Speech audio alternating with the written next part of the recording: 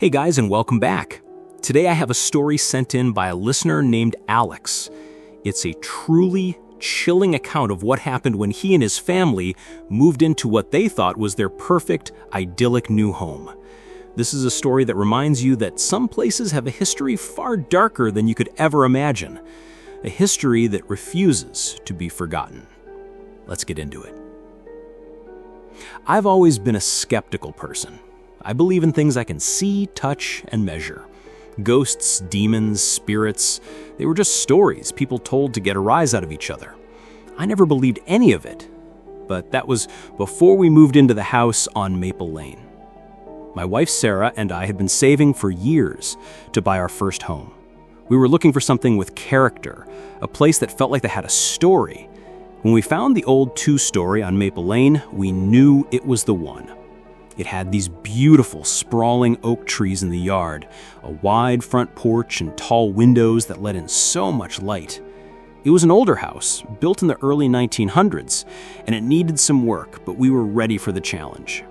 Our son Leo, who was 5 at the time, was so excited about his new room that he spent the whole drive over talking about where he'd put his race cars. The first few weeks were great. We were busy painting walls, stripping wallpaper, and unpacking boxes.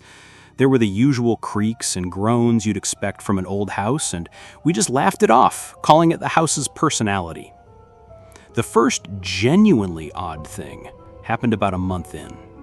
I was alone in the living room sorting through old floorboards we'd pulled up when I noticed something small and round on the floor. It was a single, dusty glass marble. The kind that looks handmade. It was just sitting there, right in the middle of a cleared patch of floor. It was strange since we hadn't unpacked any toys yet, but I figured it must have belonged to the previous owners. I picked it up and put it in my pocket. After that, the weirdness started to escalate. It began with sounds. Footsteps overhead when no one was in the attic. The sound of something dragging across the hardwood floor in the hall at night. Sarah thought it was the pipes settling. I wanted to believe her, but the sounds were too deliberate, too rhythmic. Then my wife got an unsettling picture on her phone. She was taking a quick photo of our new kitchen before we'd put in the appliances. When she looked at the picture, she saw a blur in the background, a dark, vertical shadow that wasn't there when she took the photo. She asked me about it, and I just told her it was a smudge on the camera lens. But the real fear didn't set in until Leo started talking about the man in the corner. One evening, I was tucking him in, and he looked over at the dark corner of his room. He said, in that innocent, matter-of-fact way a kid does, "Daddy, the man in the corner is watching me." My blood went cold. I asked him what he was talking about, but he just repeated it, looking right at the corner, as if someone was there. I told him there was no one there, hugged him tight, and left a nightlight on. But he kept bringing it up. Every time, it was the same thing, the man in the corner. It was always the corner of his room, the corner of the living room, the corner of the hallway. I started to see things myself, a flicker of movement out of the corner of my eye, a shadow that seemed to linger for a split second too long. A tall, gaunt figure that I could never quite get a good look at. The house was also getting colder. Not just cold, but unnaturally cold. I'd be walking down the hallway and suddenly feel a blast of freezing air, like I just stepped into a freezer. And it was always in the same spots: the corner of the living room, the bottom of the stairs, and the entrance to Leo's room. Then, one morning, Sarah and I walked into the kitchen and saw a small piece of paper sitting on the counter. It was folded neatly in half.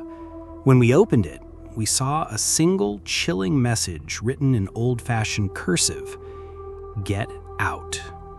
I had to be brave for Sarah and Leo, so I convinced them it was a prank from the previous owner's kids, even though I knew it didn't feel right.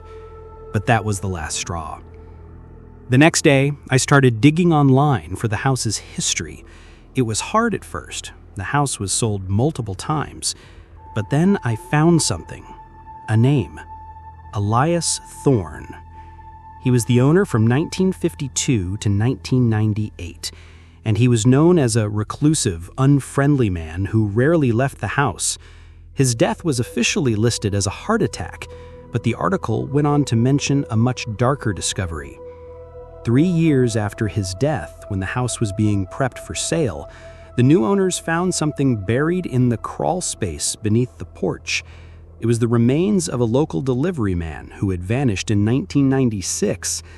The police reopened the case and found 2 more bodies buried in the woods behind the property, a neighbor and a mailman, both of whom had been reported missing in the late 80s. The police concluded that Elias Thorne was a serial killer, a quiet man who used his old house as his hunting ground. My blood ran cold.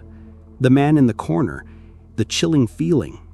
It wasn't just a spirit, it was a murderer, a man who had lived his life taking lives and who was now still living in that house. I realized the ghost wasn't a victim seeking peace, but the killer himself, still hungry for more. The next day, Sarah and Leah went to visit their parents. I stayed behind to pack some of the last boxes, telling myself I was being strong, but in reality I was terrified. The silence of the house was deafening. I could hear every creak of the floorboards, every gust of wind against the windows. I felt it before I saw it. The temperature in the living room plummeted. I turned to see a shadow in the corner, darker and more defined than before. It wasn't just a flicker now, it was a solid black figure, tall and thin, just like Leo had described. I froze, my heart pounding in my chest. The figure began to move, slowly at first, then faster.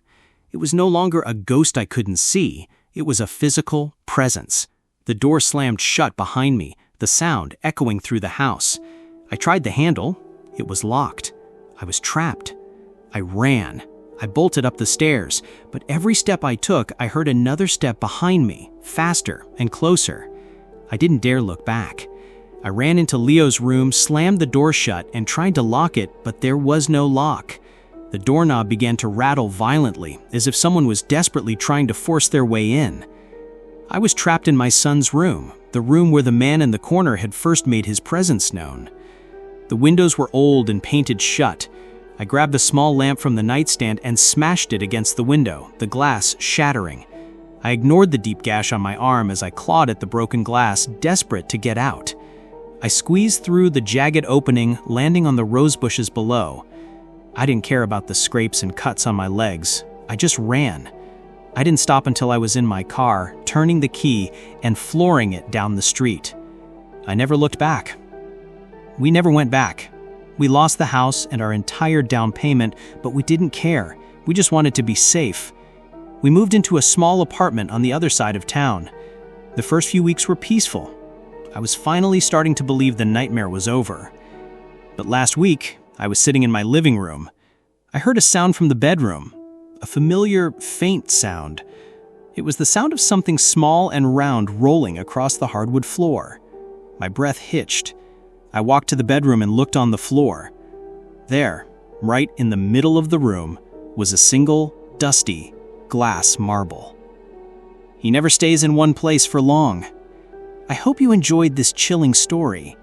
If you have a true horror story you'd like to share, you can send it to me at. Don't forget to like, comment, and subscribe for more stories just like this one. Thanks for watching.